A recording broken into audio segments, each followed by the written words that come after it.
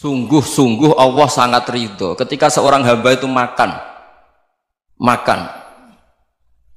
ketika sesuap nasi dia muji Allah, ketika minum seteguk nasi dia muji Allah. Itu kalau orang diridhoni Allah itu wali betul. Itu untuk jadi wali itu gampang, kamu makan ridho, kamu nginjak buminya Allah ridho seneng, kamu hidup keseharian aman seneng. Nah ini supaya sampean kita semua ngaji betapa panduan Rasulullah untuk menggapai ridho Allah itu banyak yang keseharian sekali. Saking kesehariannya banyak dalam hadis dan itu sahih. Nabi menyebut hal-hal yang keseharian. Hatta ma tas'alu fi imra'atika, kamu punya uang kemudian istri kamu bisa makan, itu ibadah. Bahkan sebagian ibadah itu dicontohkan Nabi yang akhirnya diprotes sahabat, yaitu wa fi buti ahadikum sedekah, kamu menggauli istri kamu itu ya sedekah. Sampai sahabat bilang, yang benar ya Rasulullah, ayati ahaduna syahwatahu wa huwa lahu ajrun, masa urusan biologis, urusan syahwat kemudian dia dapat pahala. Nabi menjawab, alai salawadu'aha fi haramin akana alaihi wisrun, bagaimana kalau dia meletakkan ke yang tidak benar, itu kan dosa. Nah, hal-hal seperti ini yang saya ingin teman-teman semua, saya juga agak ingin ngaji demi Anda, juga agak ingin. Itu dosa sekali ngaji kok pesanan kelompok tertentu itu gak boleh. Islam itu untuk semua, jadi ya cuma karena di depan saya jenengan ya seakan-akan jenengan korbannya. Itu ada ilmunya dalam usul fikih itu. Jadi orang itu harus ngaji usul fikih. Nama yang disebut, mungkin Mas Sufyan masih ingat zaman ngaji usul fikih. Nama yang disebut itu tidak jaminan sebagai prioritas perintah. Jadi misalnya gini, kebetulan yang di depan Nabi itu Abu Dzar. Nabi ya bilang, ya Abu Dzarin ini uhibbuka misalnya, atau ya Mu'ad ini uhibbuka, atau ya Abu Hurairah ini uhibbuka misalnya. Banyaklah riwayat yang Nabi nyebut ya Abu Dzarin, ya Mu'ad, ya Abu Hurairah. Kemudian misalnya Nabi meneruskan khitab, ini uhibbuka, saya mencintai kamu, fakul dubur sholatin, atau sebagian riwayat disebut fala tada'anna dubura kulli sholatin Allahumma inni ala dzikrika wa syukrika wa husni ibadatik. Saya mencintai kamu, siapa saja, Mu'ad bisa, Abu Dzar bisa siapa. Saya mencintai kamu, mohon kalau habis sholat kamu jangan lupa wiridan Allahumma inni ala dzikrika wa syukrika wa husni ibadatik. Ya Allah, tolong kami permudah supaya mudah ingat engkau. Anda tidak bisa mentang-mentang, wong nama saya Parmin, nama saya Purnomo, itu yang diperintahkan Mu'ad misalnya. Jadi yang disebut satu, tapi khitab itu untuk siapa saja.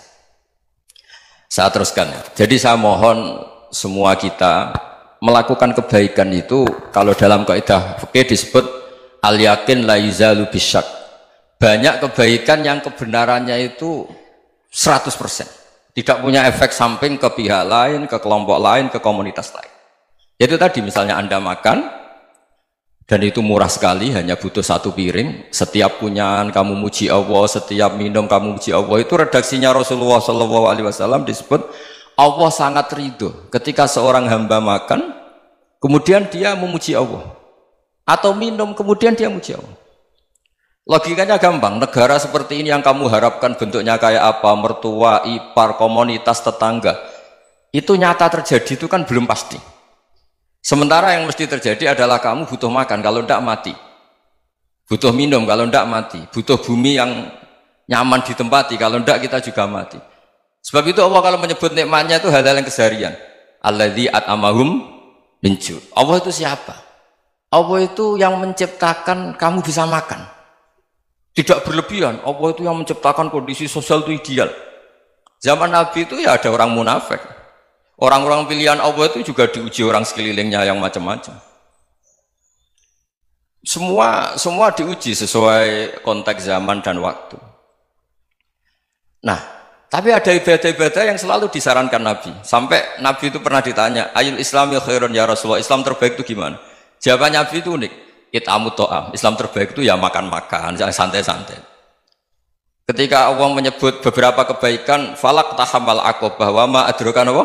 Mal aqobah. Terusannya apa? Fakku rokobah. Terusannya apa? Au it'amun fi yaumin di masubah. Ya, itu acara makan-makan itu juga Islam. Kenapa? Ya bayangkan kalau tidak ada makanan, kita mati kan? Kondisi sosial tidak ideal itu Anda masih gak apa-apa, tapi kalau Anda tidak makan, Anda tidak minum, Kamu punya istri cerewet masih bisa hidup, punya mertua cerewet masih bisa hidup. Tapi kalau tidak makan bisa mati. Berarti penting mana istri sama makan? Penting mana? Makan. Semoga istri Anda dengar, nanti kamu disuruh makan tapi pulang deh. Itu kalau dibahasakan makan masih memahami. Penting mana nasi satu piring dengan istri. Nggak ada nasi mati, nggak ada istri belum mati. Penting mana? Gak berani jawab kan? Nah, ternyata Anda ada garang kan di depan istri. Jadi saya mohonlah, mungkin Mas Sufyan Sauri tadi yang bisa bantulah teman-teman tuh ngaji yang keseharian saja. Karena kita nyari ridha Allah itu berdasar firman Allah, dan firman Allah itu menyebut keseharian tuh riang gampang. Yaitu tadi misalnya wa min ayatihi manamukum bil laili wan nahar. Termasuk ayat-ayat Allah itu kamu tidur. Maka dulu itu ada guyonan, ada tokoh Mu'tazilah, kelompok dalam Islam yang berpikir manusia itu bisa menentukan ikhtiarnya sendiri. Karena saya bisa duduk, ingin duduk, duduk, ingin berdiri, berdiri. Karena kelompok ini nggak terima kalau semua kehendak Allah, nanti bagaimana kalau semua kehendak Allah kok ada hisab ya, ada sanksi. Lucunya itu dia akhirnya, ini cerita ya, mencintai seorang perempuan, cantik sekali. Dan itu dia menjadi ahli sunnah itu oleh hal-hal yang sepele. Karena istrinya cantik, ya namanya suami istri hubungan intim. Terus ditanya, Mas, masih ingin lagi? Masih. Silahkan diulang lagi. Wah ya tidak bisa. Katanya manusia bisa menentukan yang diinginkan. Itu tobat itu. Itu nggak bisa ditobatkan Mas Sufyan Ats-Tsauri. Orang cantik yang mudah nobatkan orang itu orang cantik. Segampang itu. Akhirnya kita tahu, makanya kalau dalam kitab Hikam itu disebut al-aqil mayyakul madza yaf'alu wa hubi wal ghafil mayyakul madza af'al. Orang yang punya akal karena sadar ini wilayah Allah, semua milik Tuhan, itu dia tiap hari berpikir besok Allah akan melakukan apa terhadap dunia ini.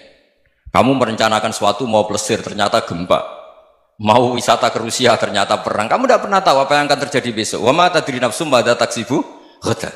Tapi anda semua kita ini sering punya jadwal permanen. Makanya saya kalau diundang siapa saja, sana takdir.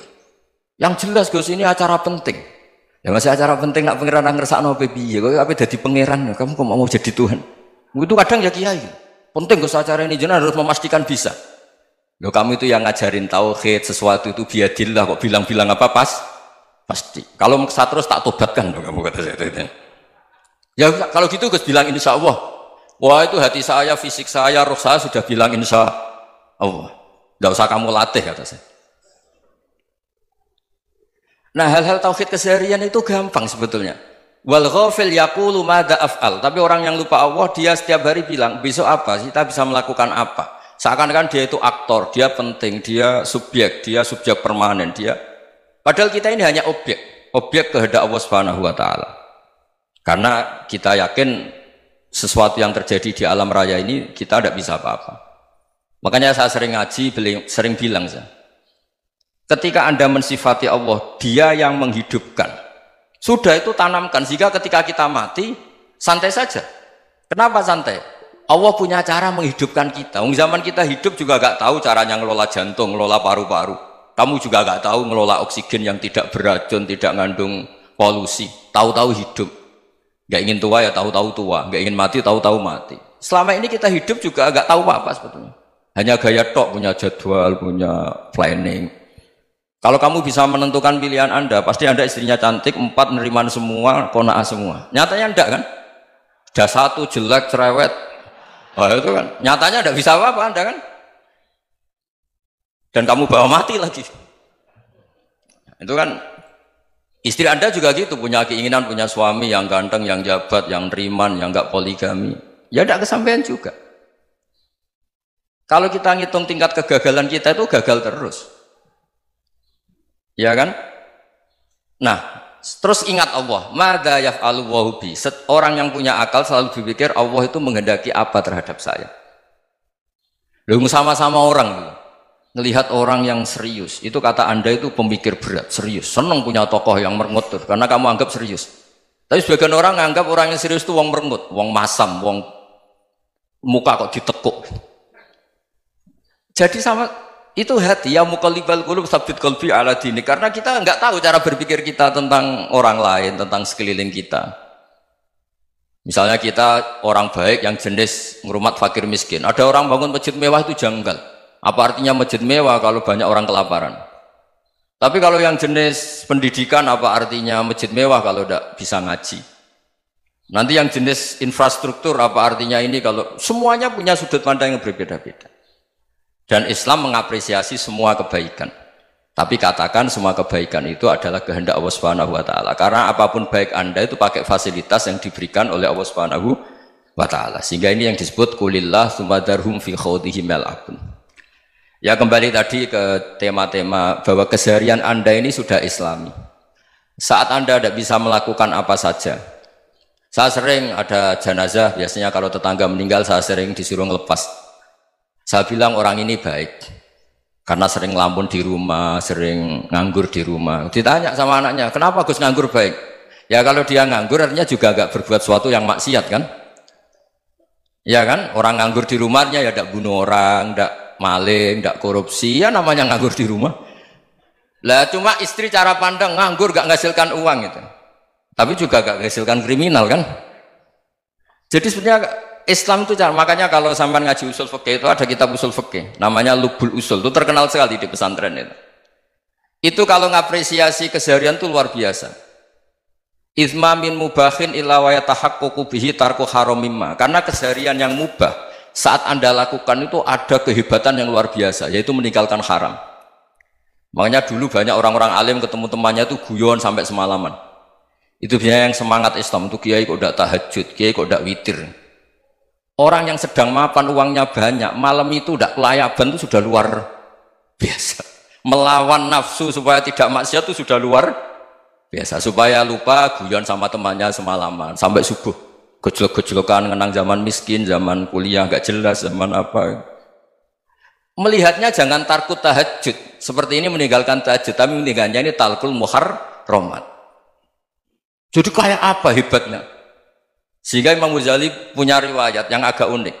Hatta takuna ibadatu akhiri hadil ummah iku an-naum. Sehingga suatu saat ibadah terbaik umat ini itu tidur. Itu kan riwayat kontroversi. Ketika Imam Ghazali tanya, kenapa iya? Kenapa kamu mulai keluar dari rumah itu sudah banyak maksiat? Melihat perempuan yang enggak mahram, melihat fenomena. Tapi kalau kamu tidur itu enggak melihat apa-apa. Tapi juga kamu jangan menganggap tidur itu ibadah betul. Saatnya melakukan fardu ain malah masih tidur. Tapi itu sudut pandang yang menjadikan kita Islam itu gampang. Jadi saat Anda tidak bisa aktivitas apa-apa, misalnya ada beberapa orang yang lumpuh.